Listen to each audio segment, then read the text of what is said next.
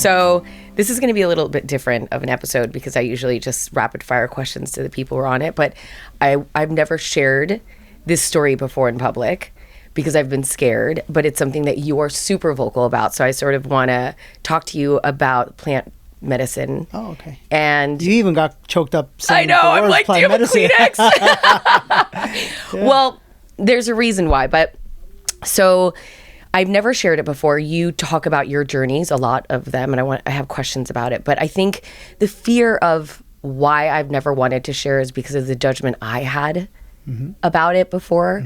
I'd never done psychedelics before. When I was 16, I smoked pot and I called 911. That really happened. Okay. So those things didn't, they didn't vibe with me. And I was going through a journey of healing, and I tried narrative therapy since I was 15.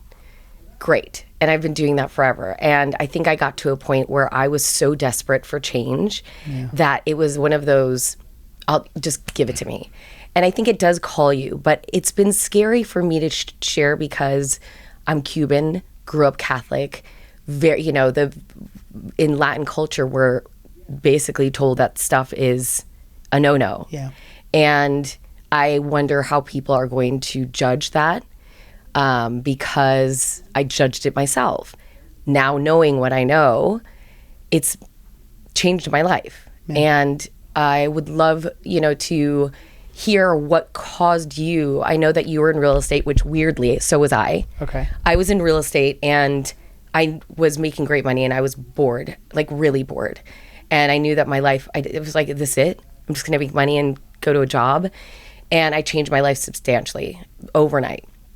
And I knew that there was something more to my life. I didn't realize until I did psilocybin how much more there is to life. Yes. Yeah. And I think what happened for me is I saw it. I kept saying downloads, but I've heard you use that word too. And it is just like your downloaded information from a higher source of questions. So what made you do plant medicine for the first time? Was it the same sort of like desperation? Yes. And before I answer that, what I want to say is what you just did was unknowingly speak out into existence the reason why we have judgment towards plant medicine or towards anything for that matter. Right. It's the frequency of separation. You said, I'm Cuban, I'm Catholic, I come from a Latin culture. And if you go further down that road, you're a certain race, you're a certain ethnicity, you come from a certain country, you have a certain social economic class, you're male, you're female, you have a name. The energy and the frequency of separation is the one that we live in here in the 3D world. Mm-hmm. And what happens in life is our soul has a purpose, a mission. It comes down to remember a series of things about itself through actually discovery by forgetting everything. Right. We actually get our minds wiped, our memories erased. Some people have the gift of remembering their past lives. I do not. But what happens is we come into this world and we are told by our parents, our caretakers, and by society who and what we are. And we go through life living through these limitations of what society, our parents, our teachers told us who and what we are. And those limitations eventually come to a boiling halt when something in our life happens that brings us to our knees. Mm-hmm. For you, I don't know what it was, but you must have gone through something that got you so sick and tired of being sick and tired that you were like, that thing that everyone tells me is crazy, I'm at that point where I just don't care anymore. Call me crazy, but give it to me because I need help. Right. And for me, that's what happened. My mom passed away. And when my mom passed away, she passed away in a really rough way. She had cancer and she had never smoked a day in her life and she had lung cancer. And so my mind was going crazy because I've always been able to solve all of our problems, but I couldn't solve this problem. And I had to see my mom wither away before my eyes. I saw her, putting all of her faith into a religious system, a set of beliefs. And eventually what happened was when she passed away, it's like it unlocked something in me where I started asking myself some very scary questions. Question number one was, are you happy? Mm-hmm. And I don't think we as human beings ask ourselves that question often enough because we're afraid of the answer. Mm-hmm. I was afraid of the answer. I had built a life where on the outside, it looked like I was happy. I had all the money in the world. I had a massive house. I had the car. I had a beautiful wife at the time. I had 3 beautiful boys. So you would think like, man, this guy's doing pretty well. You have it all. Yeah, you have it all. The problem was I had it all based off of what society imprints in you need in order to be liked, validated, loved, accepted, yes. right? Everything we were craving as children. Absolutely. Right? And the more that we crave it, the more that we don't receive it by our mother and fathers, the more that we go out to look for it out in what society tells us, hey, you in this case, you kid, you didn't get love? Here, I'll show you how you're going to get love. You're going to get love by money, by being powerful, by looking a certain way, whatever the case may be. What Esther Hicks says is looking for love in all the wrong places. Yeah, absolutely. Yeah. That's what happened. And so I asked myself, are you happy? Right? And the minute I had the courage to actually ask myself that question and had the courage to be vulnerable with myself and actually listen to the answer, right? Like Pandora's box opened. Because the first thing that came up was my relationship. With your wife. Yeah, at the time. Mm-hmm. And I had to ask myself, are you happily married? And I knew the answer. I knew the answer from the day I got married, from the day I exchanged vows. You knew that. I knew I wasn't in love. Oh, yeah. I knew I wasn't. But I was in love with the idea of being in love. Yes. Because I thought that by finding love in a relationship, I would find happiness. What I was actually looking for, without knowing it at the time, was I was looking for love in here, not out there. Right. If you don't have love in here, you can get married 1, 2, 3, 4, 5 times. You ain't never going to find love because a relationship is just a reflection and a mirror for how you feel about yourself and about life. Right? Yes. And so that was the first thing. And I finally had the answer and it was no. It was no, And the second thing was, are you happy in your career? And here I am. I'm a big real estate broker, 400 agents working for me. We do $1 billion in annual sales volume. It was, 7 offices here in Southern California, actually. And the answer was no. I was so stressed out and I was so disheartened by how cutthroat the industry was, and I was like sick and tired of like the show and of like going to like these meetups where everyone was trying to like outdo the other person because of who sold more, which by the way, like I was the king. Mm-hmm. I was the king competitive like jerk, but when my mom passed away, something inside of me started to open. It was my heart. Was it because of the grief of losing her, or was it because you saw how fragile life was? Now that I have journeyed, and I think that my mom and I had a soul contract, and that she came here to experience what she experienced in life, to go through it and die in such a painful fashion, to cause me to finally start the process of awakening. So that I could eventually help other people, through my purpose and my mission, which is what I do now. And true story, in several messages that I've received, I think my mom is now my daughter, Selena, is what I think. Don't you think you also had a soul contract with your father in some way? Yeah, absolutely. Yeah. Because we pick our parents. Yes. Yeah, and we can't get into that right now. Yeah, that's a whole nother subject, yeah. and it's a rough one because in the work that we do, I mean, I've heard it all. I've heard and seen it all. We help a lot of women, release the energy of sexual trauma. Mm-hmm. Until you release the energy of sexual trauma, your root chakra is blocked. Yeah. Well, your root chakra is your connection to Mother Earth.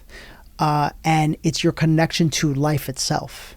And so if you are walking around like I did for most of my life until I had my activation, you are literally not activated as a human being. Right. So you could be the most successful, most best looking, drive the best car, have the best body, all of that.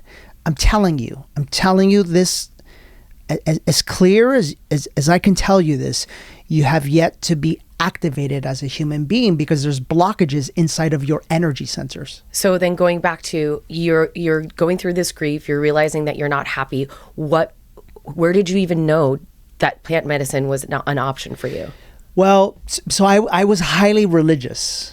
I was very religious, and I was the good boy.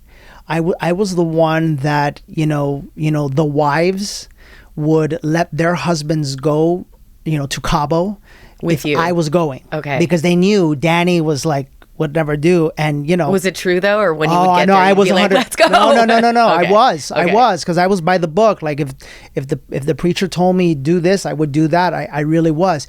But I'll be honest, deep inside of me, I had my demons. Right. Yeah. I had my thoughts. Did you act on them? I never did until my affair, which we can go into that happily in a second. Episode 3. Yeah, but in many ways, I want to speak about that. When I had an affair, I felt so much shame around that because I became the thing that I always judged and that people always saw me as I would never do. Right. It was like the mirror and like the facade and like the glass house that I had built of this perfect image so that you could love me and like me and appreciate me just came crumbling down. But at the same time, freeing. It was the best thing that ever happened to me. And I say that gently because it caused a lot of pain. Yes. A lot of pain in my children, in my ex-wife, and I don't wish that pain on anyone.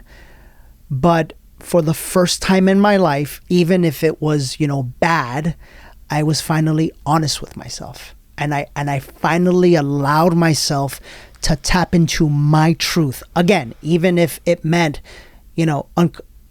I would never actually hurt, my family. But even if in the moment I ended up hurting my family, for me, it was a moment of like I get to be me. It was a needed sabotage. It was, yeah. Wait, was this before or after your journey?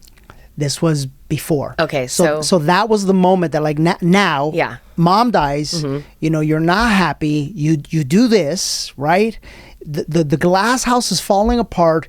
And then 3 years prior, I had a situation with religion where, I had kind of left. I no longer went to the church. So I had nothing. You had nothing to hold on. There's no foundation. No. Everything that I used to once believe or think, it was gone. Yeah. And I was the guy that would say, ayahuasca is evil. Ayahuasca is the devil. Because that was what I believed. Mushrooms, forget about it. That crazy stuff is all of that stuff. I was the guy on the pulpit. I was the guy saying that. And finally, I'll never forget this, but it was New Year's. And I'm looking on Instagram, and my friend, his name is Gerard Adams, by the way. He's in the jungle somewhere, and he's got this paint on his face, and he's jumping around dancing to this weird, hippie music, and he's got the biggest smile on his face. But that smile was so big that it wasn't like his. Like, you know how you know people, yes. and that's a different, something is different, yeah. Right? And I just remember going I'm in such a rough place that whatever that is, I want that. Yeah. And when I spoke to him, he said, dude, I did ayahuasca. And in that moment, I said, I'm in. Because I had gotten to a point where I knew I wasn't happy. I knew I wasn't being fulfilled. I knew I didn't know who I was. And I was willing to risk it all to discover joy and happiness and peace inside. Yes. Yeah. My journey, when I did it, I got a lot of downloads about the chasing. For me, my parents split up when I was about 14. Mm-hmm. And I saw my mom, my whole financial life crumbled. I went from being super comfortable to being evicted and homeless. And I looked at that with this ego, I will never. Well, let this happen to me. So, and this is important, especially for women to understand.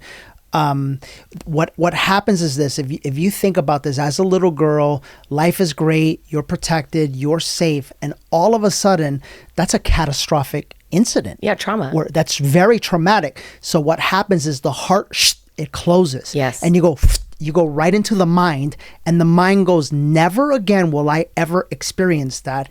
Which, if you want to talk masculine, feminine, I do. It drives you into your masculine. The problem is there's nothing wrong with being in your masculine. There's nothing wrong with being in your feminine. We all are both. We all but are I lived mind in it for 30 and heart. years. But it came from a wounding. Yes. And so the ego takes over, it kicks in, and it creates a story. And the story sounds something like this: you're never going to feel that pain that you felt in that moment when you got evicted ever again. So then in order to never feel that pain, what do you have to do, and Right. who do you have to become? Right. Right? And what do you have to let go of? Right. You have to let go of that innocence. You have to let go of that inner beauty, quite frankly. And you got to go into make shit happen mode. Right. And then in our culture today, unfortunately, a lot of women, are spending 20, 30, 40 years of their life in that energy.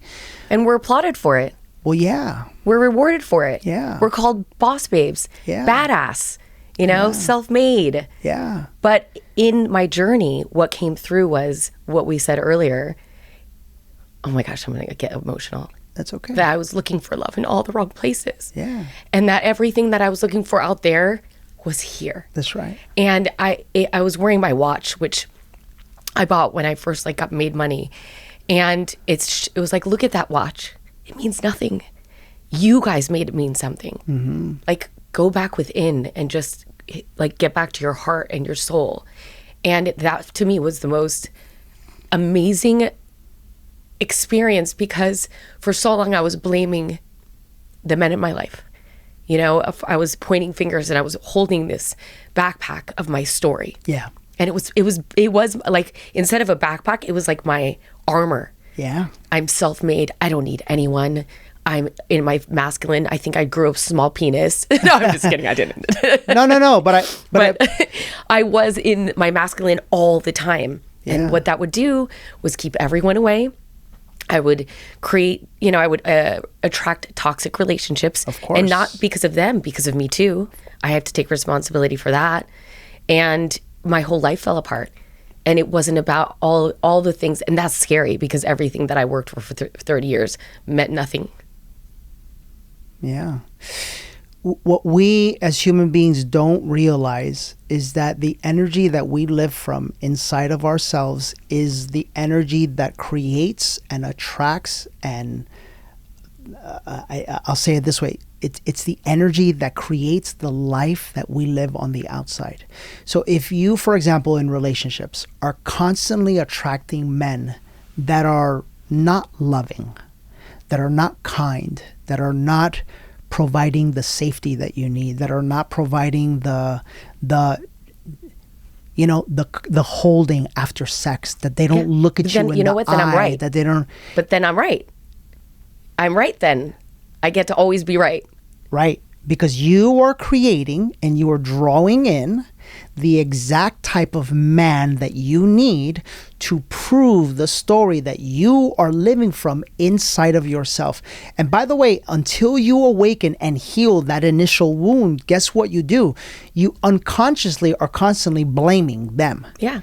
But what you don't realize is who's the one that attracted them. Me. Right. Right. Like, I was the common denominator. Yes, and right? you always will be. Isn't it weird that I keep dating these people? Yeah. And then I did the work, and what I saw in that journey was it was me. Right. It was me that had to do the real work. And it took me 47 years.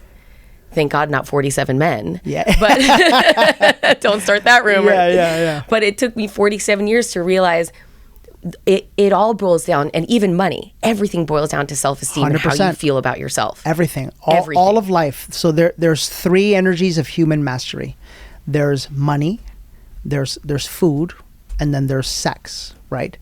And sex is a big one, because the frequency of sex is the frequency of the creation of life itself. And so, like, one of the things that I teach about is that, if you look at most all religions, for example, they'll have some sort of a negative connotation or rule when it comes to sex. Shame. Because the frequency of shame and guilt gets attached to the very act of creating life. You unknowingly are living from the energy of shame and guilt in your life as a result. And you can never reach your highest self. You can never be your highest self. Right. Yeah. So back to the journey. Sure. So those were my sort of downloads. And I think the biggest also takeaway was of removing this armor that I've been holding on to, because my story, what I thought gave me strength and my success was actually what was weighing me down. Mm-hmm. So for you do this ayahuasca and did your whole life transform? What were the downloads that you got? Yeah, okay, so. And how long ago was this? 3 years? 5 years. 5 years, okay. Yeah. Me too. So to preface what I'm about to say, I have always desired the truth, and I have always desired to hear God's voice, whatever God was. Always. I was that guy at church, for example, that would pray extra hard, right?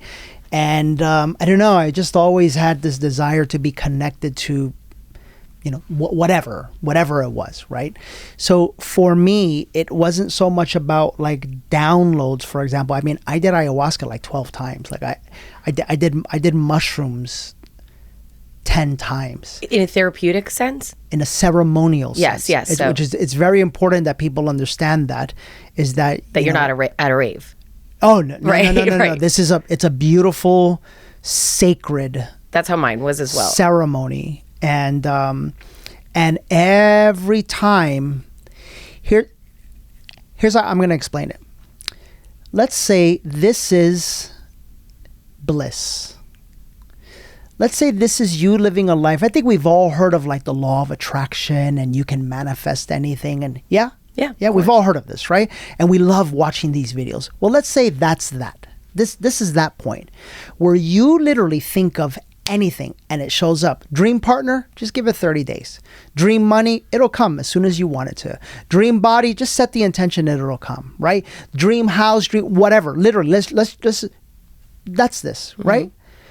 Well, what happens is that depending upon the level of trauma, the level of hurt, the level of pain that we are living from, we are like here, right?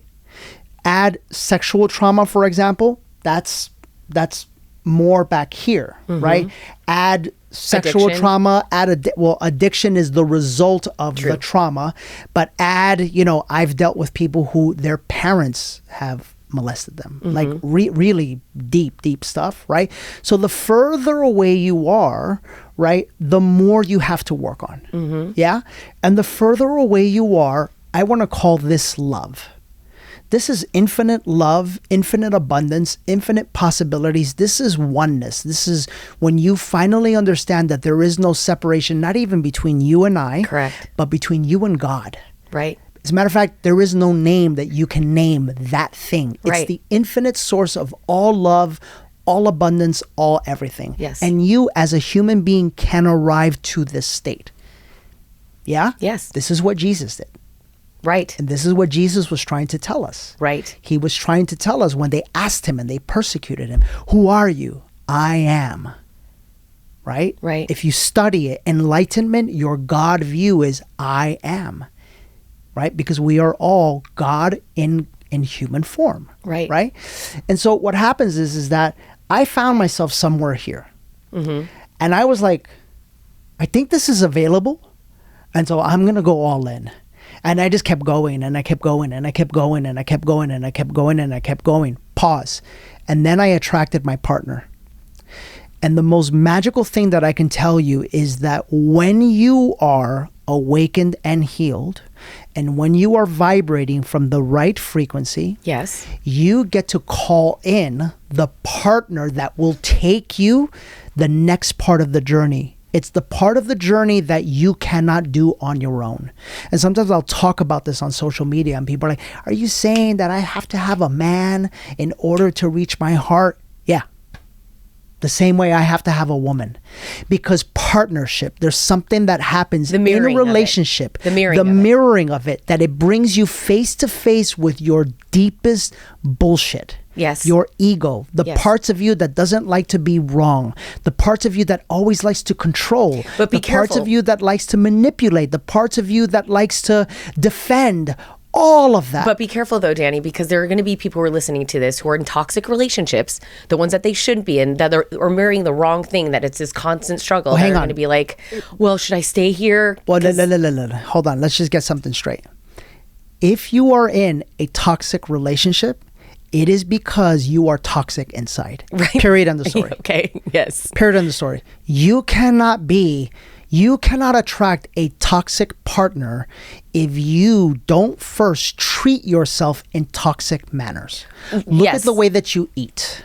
Look at the way that you speak to yourself. Look at the way that you think. Look at what you see when you look at the mirror. Look at what you say to yourself when you put on clothes and you don't feel beautiful or whatever the case may be. Look at how often you compare yourself to other people because of what they have or how they look. All of that is toxic. Yes. All of that is disconnection from love. Correct. And it was my chasing of success in order to feel good enough. Yeah. Was my toxic trait. So if you are chasing success in order to feel good enough, right? Then guess what kind of a man you're going to attract?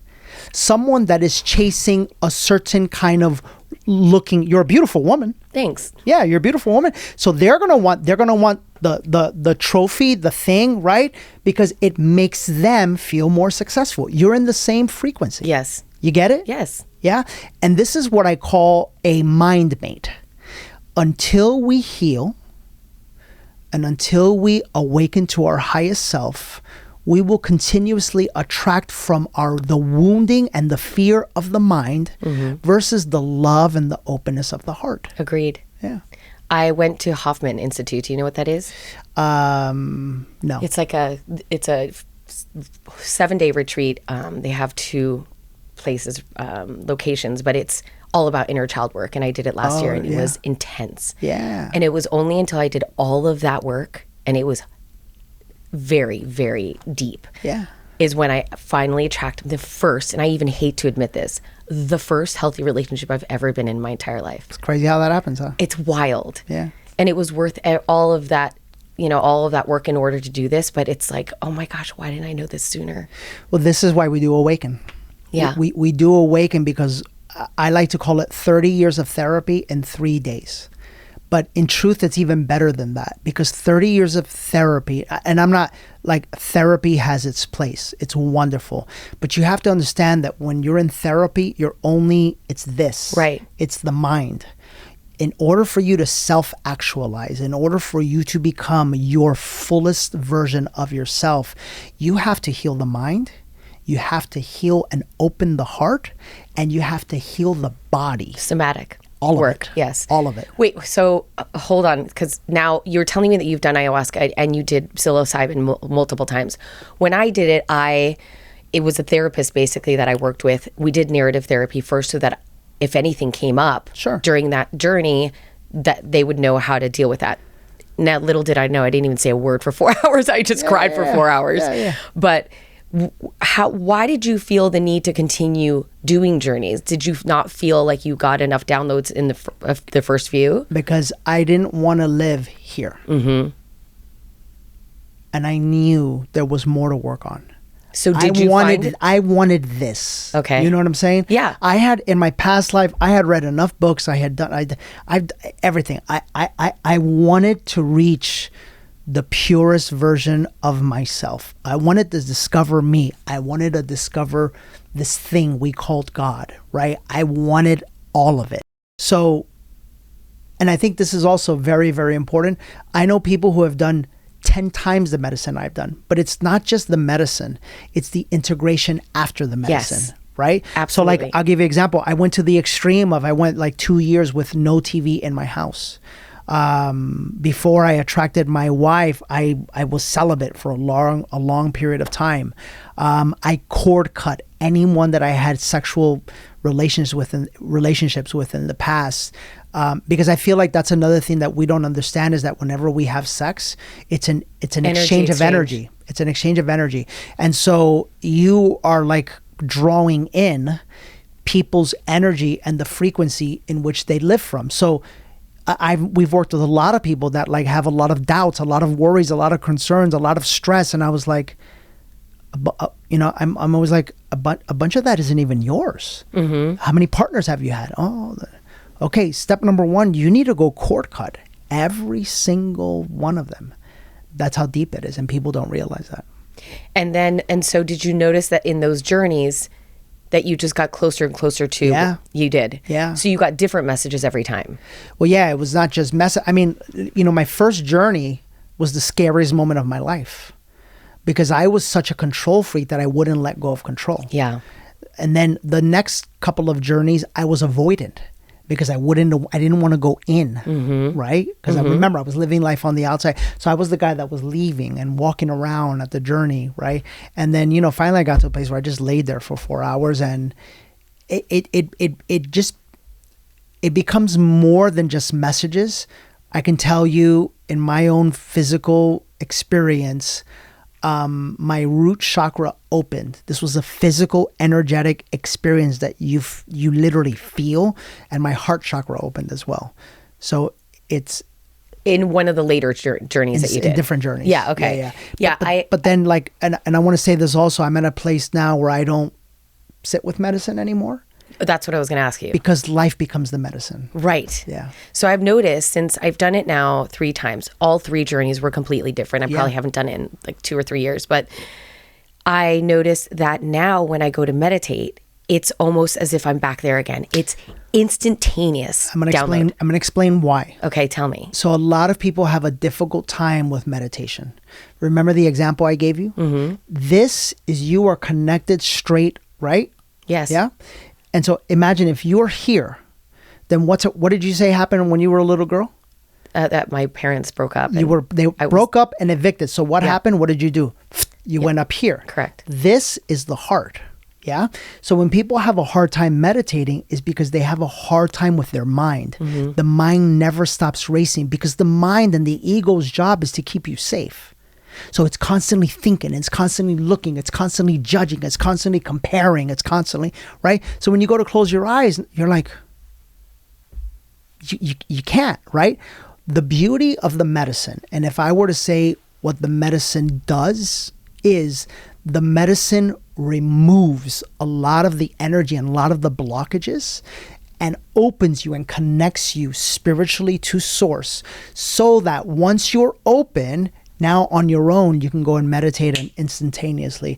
And we do this at Awaken through breathwork as well. Breathwork, we should talk about that too. But so I've never done ayahuasca. I've only done psilocybin, because to even the 4 hours that I'm in the ceremony with psilocybin is a lot for me. Yeah. So imagine I'm going to be pooping in front of people and for 12 hours. Like, well, I can't. Well, you could or you could not. You never know. Yeah. Well, it's a little scary.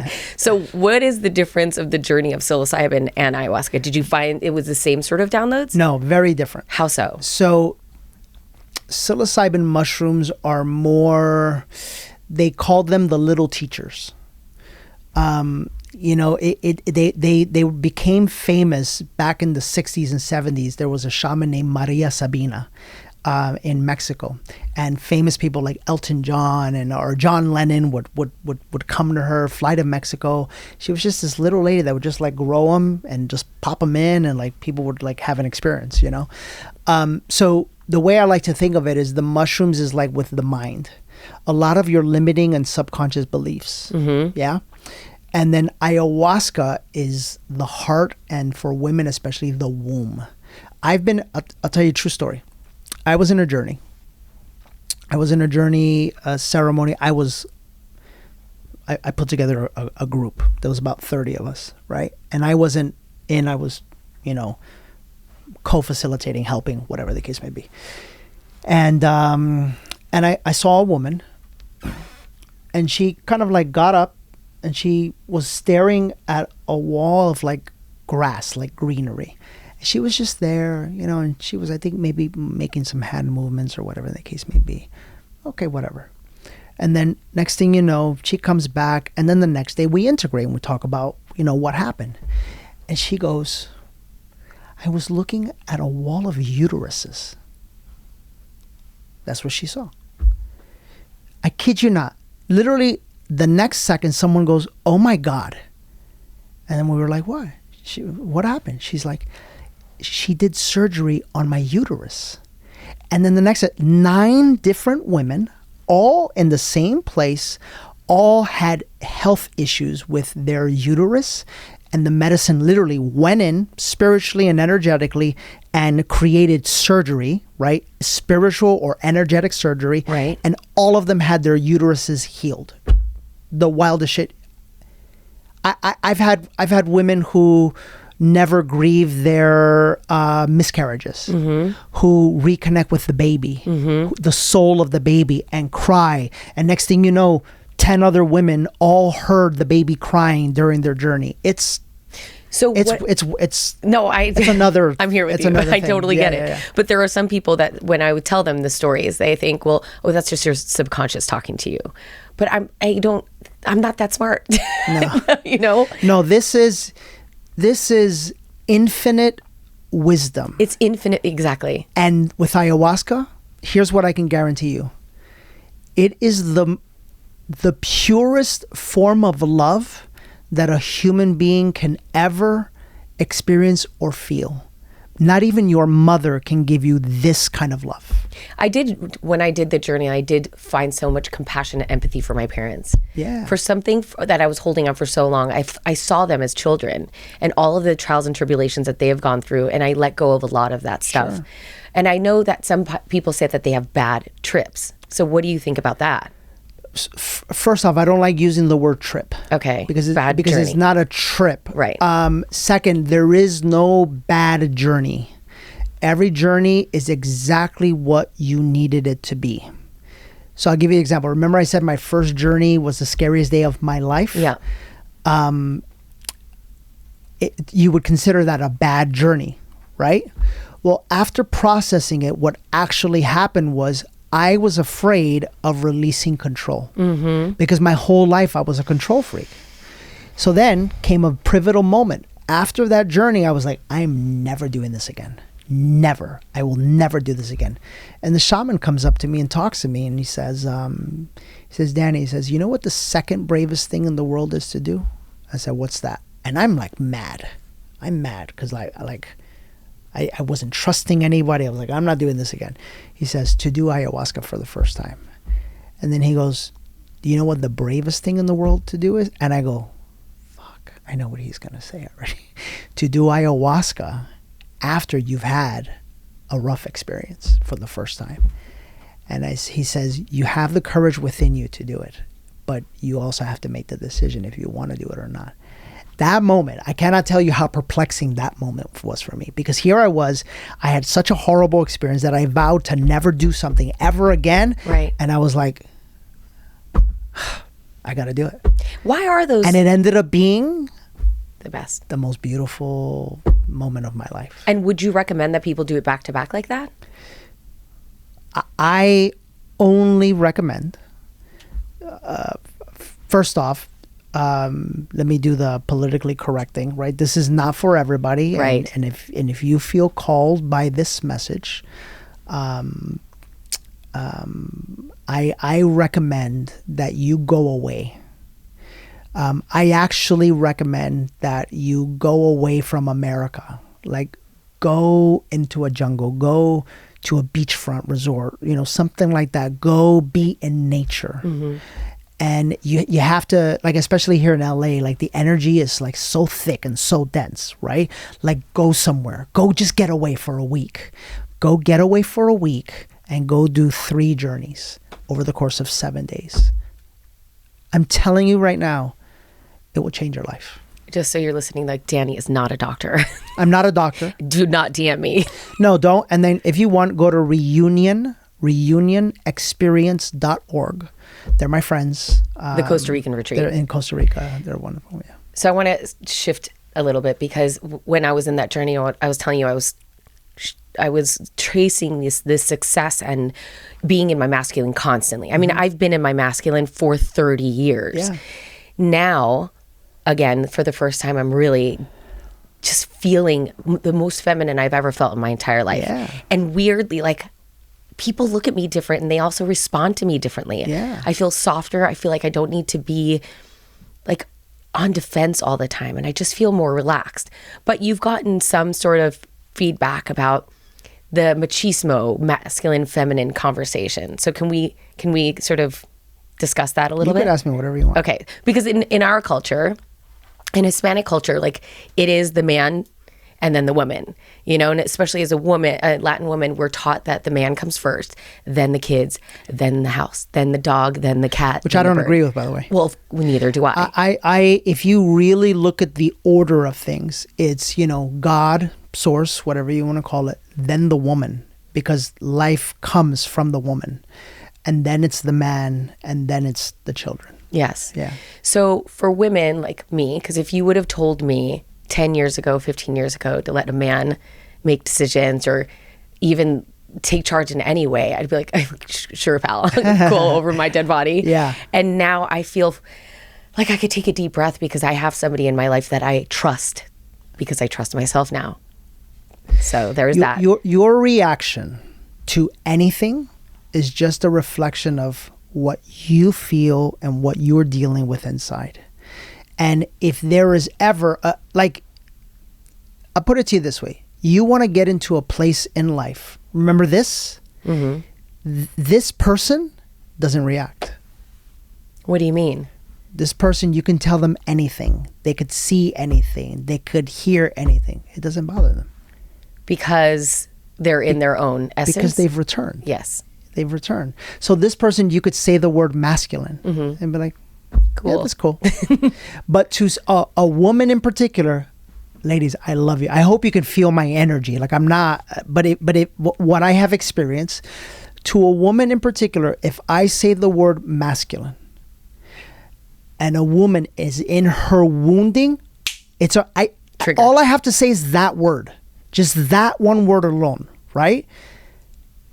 The flip side of that, I'll tell you this. I'll tell you that I have held space for 400 women who have all, for the very first time in their life, in front of me, said out loud that they have experienced sexual abuse, rape, trauma. Yeah. And that's a really beautiful part of the work that I do. I just bring that up because you don't get to that place in trust if you're coming from a bad place. You know what I'm saying? What I am saying is that when you speak of masculine, right, it's just a word to define an energy that all of us, men or women, have. Yeah, we both have. Yes, we all have that drive, that vision, that focus, that planning, that determination, that provider energy. Yeah, we all do. But at the same way, we all have feminine. Yes. Yeah, and we all have that feminine energy that just wants to sit on a couch and relax and not have to do anything and be taken care of. I do. Well, feminine energy is also a caretaker too, as a mother. As a mother. Yes. Absolutely. Yes. Yeah, absolutely. So do you feel like in relationships it has to be a constant seesaw where even if the man is in his feminine, then the woman needs to be in her masculine more? Can I get, I'm going to be honest, you get to a place where you no longer label it as that. Right, but it is a dance. Call it a flow. A flow. I like that. Yeah. In my relationship, for example, I provide 100% financially for my partner. That does not mean that she does not get to earn money. She could. As a matter of fact, I push her. I support her when she needs help. If she needed help around the house, we hired a full-time person. When she needed more help so she can get back to doing the things she loves, I hired a secondary person. There is no level of support that I will not give her. The difference is she gets to make money by doing what she loves, not by doing what she has to do to survive. Right, but most people don't have that luxury. But you can attract it. Okay, so then last thing that I want to discuss is also in my journey of like the lack of not needing money, because we all need money, and I do believe success is just energy and you could bring it into your life. But how has this whole journey of ayahuasca and plant medicine and your spirituality has changed your views on success? Because you came from success. This Danny Morell business is successful, but you were successful before this. So how has the spirituality has changed your view on money? Well, money or success? Money. Okay. I wasn't successful before.